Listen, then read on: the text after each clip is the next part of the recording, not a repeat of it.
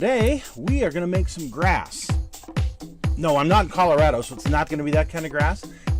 It's our techniques that are so simple and sensible, your mowers will practically build themselves.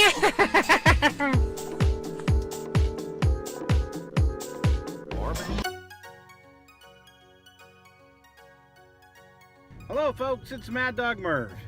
Today, well, I am going to head up to a place called Devil's Gate. Hopefully they don't keep me, huh?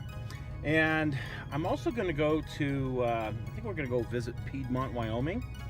And we are also going to go visit Echo Canyon, a little place called Echo, Utah. This is all important because it has to do with the road to Promontory.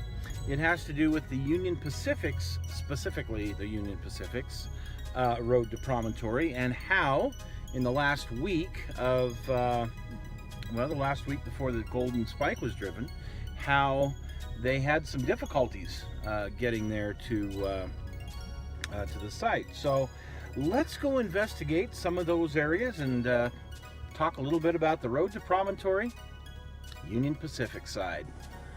So the story I'm going to share today has a couple of different versions, but the one I'm going to share with you folks comes from a gentleman named Kyle Watt. He is a railroad history and museum consultant from Sacramento, California. He retired in 2018 as historian and was previously curator of the California State Railroad Museum in Sacramento. He was also curator of history at the Nevada State Railroad Museum in Carson City. He's a widely publicized writer, and he served as a keynote speaker on May 10th of 2010 at the 141st anniversary of the Golden Spike at Promontory. So today we are going to look at the Union Pacific's last few days of trying to get up to Promontory. And our journey will begin at a place called Devil's Gate. This HO scale model is at the Utah State Railroad Museum up at Ogden, in the Ogden Union Station. Very nice rendition of the bridge that's currently, the modern bridge that's currently there.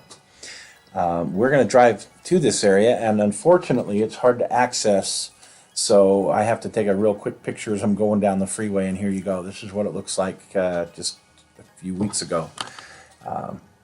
The new modern bridge here at Devil's Gate. Well, this has a very interesting part in the Promontory story. As it goes, a few days before May 5th, thunderstorms rolled into the area, and there was some huge torrential rains on the 4th and the 5th, causing the rickety bridge that you see here that was very speedily constructed. The UP was not known for building really good quality stuff at that time. They were just trying to get things in place as quick as possible so that they could move forward and get things rolling, get the monies that they were promised. Anyway, you can see here the footings. They're not very good on this thing. Well, the rains had washed away some of the footings, causing this bridge to be unstable and unsafe. So at that point, Sidney Dillon, Dr. Rant, and another UP director, John Duff, they were at Echo City, and they were going to be headed towards Promontory to be there on the 8th, but they were unable to make it because of this bridge being damaged. So crews were dispatched to get this thing shored up so that the show could go on. So we're going to come back to more of the story of the Devil's Gate here in just a few minutes, but we're going to continue up the road. We're going to go to Echo City now, which is just around the corner, if you will, from Echo Canyon. That's shot all the way up to Evanston. And we're going to take a look here at what's here today, and you can see in the picture the modern view, and in this particular picture you can see how it looked in May of 1869. What an amazing, now obviously this has been colorized, but amazing how you can see the features and all of that back then and here again in modern times.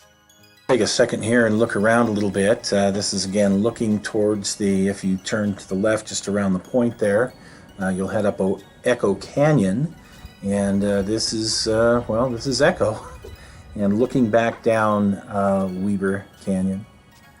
So it was here at Echo that Dillon, Durant, and Duff were on May 5th when the bridge was washed out, and Duff and Durant decided to take a little excursion in Durant's private coach, just kind of a sightseeing not really, but more of just kind of inspecting the line, seeing how things were. They were going to go east about 60 miles to a little town called Piedmont. In the meantime, Dillon stayed with the Lincoln car there at Echo. Dillon had traveled to Echo in another car, the famous Lincoln car. This was completed by the U.S. Military Railroad Car Shop in Alexandria, Virginia in February of 1865. And it was the famous car that carried Lincoln's body after he was assassinated. Anyway, Durant had purchased this for the Union Pacific in 1866. Also at Echo was a group of U.S. Army soldiers who were on their way to the Presidio.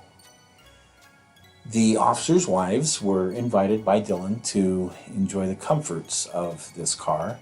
It was very plush and lavish and had the finest of everything, of course, because it was built for Lincoln originally. The car here, the wheel trucks had been converted back to just standard trucks. This was towards the end of its life. It did not survive. It was in 1911 destroyed in a fire back in Minnesota. So let's move on east around the corner. Yeah, that's pretty neat. What do you say we go up the line a little bit more? Let's go up to Piedmont. Let's check that out. Let's see what's left up there these days, shall we? So we're going to cruise on up Echo Canyon, and you can see how close we are to the main line here on this old road. So we're going to continue on through Evanston and Wasatch, and we'll talk about them in another video because they're not relevant to what we are talking about today. It's this nice gray cloudy day all of a sudden in Wyoming. A little bit southeast of Evanston, we come to the little town of Piedmont. And Piedmont was founded in 1867. It was, first it was a place where they would store railroad ties for the building of the railroad.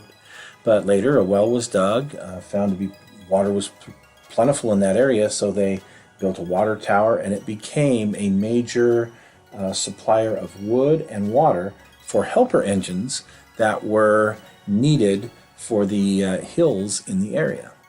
You can see in this map of Piedmont, it at one time even had a roundhouse. It was, again, a major stop for the helper engines in the area. There were 4 saloons at one time and even a schoolhouse. Durant arrived here on the 7th, and they found that there were some timbers blocking the tracks. So they stopped to remove them, and in the meantime, there were 300 tie cutters who were unemployed now, and they had not been paid since January. They uncoupled his car and the commissary car, and chained them to the siding and threatened bodily harm if they were not paid immediately. So Durant had to wire for money. And accounts vary whether it was $80,000 or $800,000. Anyway, that wasn't delivered till after the 8th, and then they were finally released and sent on their way, and they headed back towards Echo. There was a belief by some people at the time, including Chief Engineer of the UP, Grenville Dodge, that the whole thing had just been staged by Durant, thinking that he was possibly skimming a portion of the money for himself, although Dodge had no proof. The railroad's leadership was in transition at this time, with Durant on his way out. He was dropped from the board of directors on May 25th of 1869. So while the Piedmont incident was over, the Devil's Gate Bridge was still not passable. Crews had shown up on May 5th and had been working steadily. And by midnight on May 9th, the UP crew had strengthened the bridge enough so that cars could be rolled across by hand. The bridge wasn't strong enough for locomotives to cross, however. But Durant's director's car and its substance car rolled across, as did the executive sleeping car and a Pullman sleeping car, or a hotel car as they called it back then. These 4 cars were then picked up by locomotive number 119, which was the ready locomotive at Ogden at the roundhouse, and that comprised the final train to the Promontory ceremonies. The train headed out from Devil's Gate and through Ogden and onto a place called Blue Creek. Now, Blue Creek wasn't far from Promontory. It was the main Union Pacific camp, and they stopped there for breakfast, and then they proceeded up to Promontory at about 10 a.m. See on this map here a little place called Lampu, and that actually is right across from where Morton Thiokol is now, up there in Box Elder County. So as we climb up to Promontory, towards the top there is this big trestle that was built by the Union Pacific. It was built very speedily, it was built very shoddily, because by this time it was decided that the terminus for both railroads would be in Ogden. So they really didn't have much incentive to, build this really, really well. Anyway, you'll notice that there's a work train being pushed across here, and that particular engine, well, that's our old friend number 119. You look in this little close-up picture here, you can see it going across the big trestle. Man, that thing looks rickety. Anyway, I was up there not too long ago, and I had the opportunity to walk over to the area and get a picture of where the big trestle used to be. Look across from the west side here, you can see where the footing used to be for the big trestle. It was taken down almost immediately because the Central Pacific decided to fill this area. And if we look just a little bit to the northwest, you will see the big fill where Central Pacific had made this this permanent fill here, and that's where the permanent grade wound up going. So looking out from the Central Pacific grade, you can see in the foreground the grade of the Union Pacific. We're looking to the south here.